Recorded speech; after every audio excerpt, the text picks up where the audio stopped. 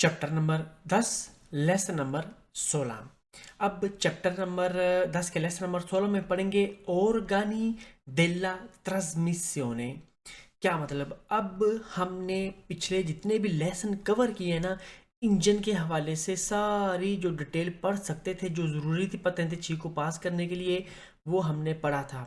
धमाका कैसे होता है, इंजेक्शन कैसे होती है, लिक्विड दी रफ्रेदामेंटो, ये सारी चीज़ें हमने देख ली थी। अब जो पढ़ने जाने लगे हैं, ठीक है, वो ऑर्गेनिक ट्रांसमिसियोने मीन के टायरों तक जो एनर्जिया cinetica है, ताकत पैदा होती है, वो टायरों तक कैसे पहुंचाई जाती है और कैसे चेंज होती है मैकेनिकल एनर्जी में। मतलब कि यहाँ से लेकर ये सारा आगे वाला पीछे वाला हिस्सा देखेंगे। आगे वाला हिस्सा हमने देख लिए, पीछे वाला हिस्सा देखेंगे, ठीक है। ये भी थोड़ी सी डिफ़िकल्टी हो सकती है आपको, ठीक है, लेकिन गौर करना, ध्यान देखना, इजीली सारी आर्गूमेंट्स क्लियर होंगे इधर। ठीक है, ओके। अब इधर दो तीन चीज़ें मैं बताता चलूँ, फिर मैं वीडियो एनिमेशन पर चलता हूँ, ताकि वहाँ मैं आपको बेहतर एक्सप्लेन कर सकूँ एक आर्गूमेंट जिसके क्वेश्चन देखेंगे नीचे।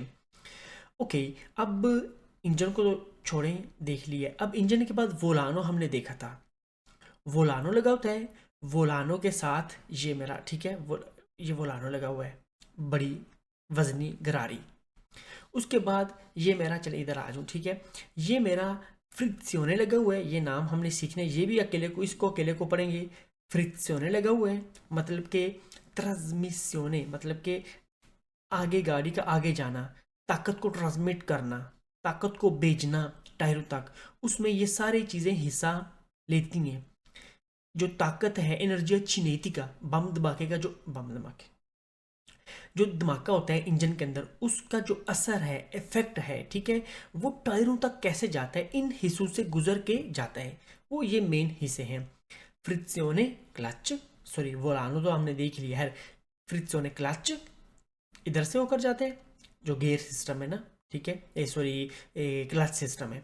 उसके बाद ये बॉक्स बना हुआ है, गियर बॉक्स, काम्बियो, इधर पहला दूसरा गियर जो चेंज वगैरह करते हैं, घरारियों का मैकेनिज्म है ये वाला, इससे गुजरती है वो ताकत सारी, एनर्जी नीति का। उसके बाद ये जो जोड़ बने हुए हैं, ठीक है, अगर गाड़ी लंबी हो, ट्रक की अपना बात करेंगे तो ट्रक ऑब्वियसली लंबा होता है, तो उसमें जॉइंट बने होते हैं, कनेक्शन बने होते हैं। लोहे कितनी लंबी राड तो नहीं ना दे सकते, ठीक है, तो जोड़ कनेक्शन बनाए होते हैं वो। ये आलबेरो दी ट्रांसमिसियोने, ठीक है, ये लोहे का बड़ा सा मोटा सा डंडा लगा होता है, ठीक है। और फिर डिफरेंशियाले, आज का जो हमारा कंसेप्ट होगा इस आर्गूमेंट में, डिफरेंशियाले पढ़ेंगे। क्या चीज़ मैं आपको बाद में बताता हूँ। और टायरों तक, ठीक है, फिर ताकत उधर चली जाती है और फिर इधर कुछ आ जाती है ताकत। ये बेसिक कंसेप्ट हम देखेंगे, ठीक है, कोई मुश्किल नहीं है, बहुत ईजी है, ठीक है। तो अपना चलते हैं पहले एनिमेशन पर, फिर इन चीज़ों को देखते हैं। बस आपने इधर एक आइडिया लगा लेना है कि इंजन के बाद जो ताकत है, ताकत टायरों तक जाती है, उसमें फ्रिक्शने है, एक क्लच से गुजरती है ताकत, गियर सिस्टम से निकलती है ताकत, ठीक है, अल्बेरो दी ट्रांसमिसियोने भी हिस्सा है ताकत पहुंचाने का, और डिफरेंशियले, और पांच, सॉरी बताना भूल गया था, खोपिया खोने का। ये सारी चीज़ें क्या हैं, साथ साथ सीखेंगे। अभी सब कुछ बता दूंगा तो जेन में एक भी बात नहीं बैठेगी, दिमाग में एक भी बात नहीं बैठेगी। साथ साथ आर्गूमेंट्स कवर करूंगा तो बताता जाऊंगा। आज की आर्गूमेंट हमारी ये डिफरेंशियले होगी।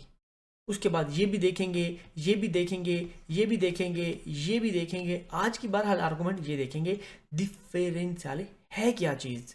ताकत तो चली जाती है, एनर्जी चिनेती के पीछे चली जाती है, ओके ठीक है, समझ आ गई है, ठीक है, ये हिस्से हैं सारा। लेकिन इसमें से आज का हिस्सा ये डिफरेंशियल है क्या चीज़, ये देखते हैं।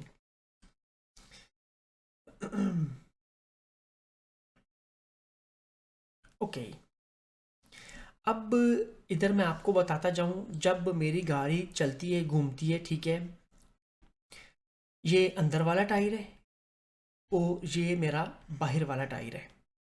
अगर मैं उस तरफ जा रहा हूँ, राइट तरफ घूम रहा हूँ, अब क्या सीन होता है।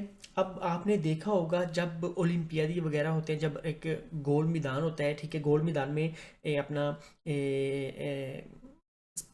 रेस होती है दौड़ की, ठीक है, रनिंग होती है, जो अंदर वाले चक्कर लगा रहे होते हैं वो जल्दी चक्कर उनका खत्म होता है, जो बाहर वाले ऊपर से चक्कर लगा कर आ रहे होते हैं उनका चक्कर लेट खत्म होता है। क्यों?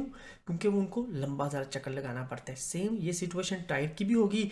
जो अंदर वाला टायर है वो घूमते हुए, ठीक है, घूमते हुए इधर से लेकर मैंने अगर इधर जाना है, इधर तक पहुंचना है, अंदर का टायर, ठीक है, कम चक्कर काटेगा, ठीक है, अंदर का टायर कम चक्कर काटेगा, और जो बाहर वाला टायर है ये ज़्यादा चक्कर काटेगा, ज़्यादा घूमेगा। इसको शायद उधर पहुंचने तक, ठीक है, एक, फिर दो, फिर तीन, फिर चार, 7-8 चक्कर लगाने पड़े, ठीक है। अब इसको उधर पहुंचने तक, इधर तक आने तक शायद अपना 11, ठीक है, या फिर 12 चक्कर लगाने पड़े, ठीक है। अब ये मैं आपको क्यों एक्सप्लेन कर रहा हूँ, पहले ज़माने में जब गाड़ी बनाई गई थी, डिज़ाइन की गई थी, ठीक है, एक ही टायर पर जोर दिया जाता था। मतलब कि ये जस्ट इमेजिन मेरी गाड़ी है, ठीक है, 1 2 3 4 टायर, ये इंजन बना हुआ है, ठीक है, इंजन जो है एक ही टायर पर अपना जोर देता था, जोर लगाता था। अब ये ही टायर घूमता था, ठीक है, ये वाला मिसाल के तौर पर, इस अगर ये रुक गया, अगर ये ब्लॉक हो गया तो सारे टायर ब्लॉक हो गए, ठीक है। ऐसे ही अगर ये अंदर वाला टायर है चक्कर काट रहे हैं, तो बाहर वाले ऊपर वाले टायर ज़्यादा चक्कर काट रहे हैं, तो वो चक्कर जो है, पुरानी गाड़ी इस तरह से घूमती थी, जब टायर घूमता था वो अंदर वाला टायर घूम रहा होता था, बाहर वाले टायर को अपने साथ घसीटता था।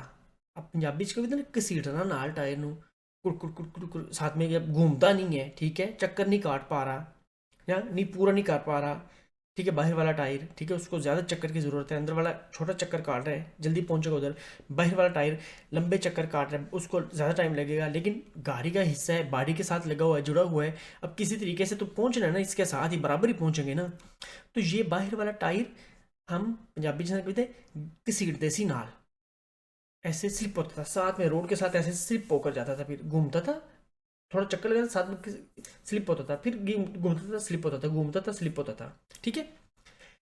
इस इफेक्ट को खत्म करने के लिए, ठीक है, इंजीनियर लोगों ने एक ऐसा पुर्जा लफ्ज इस्तेमाल करूंगा दोबारा, एक ऐसा मैकेनिज्म जाद किया है, उसको बोलते हैं डिफरेंशियले।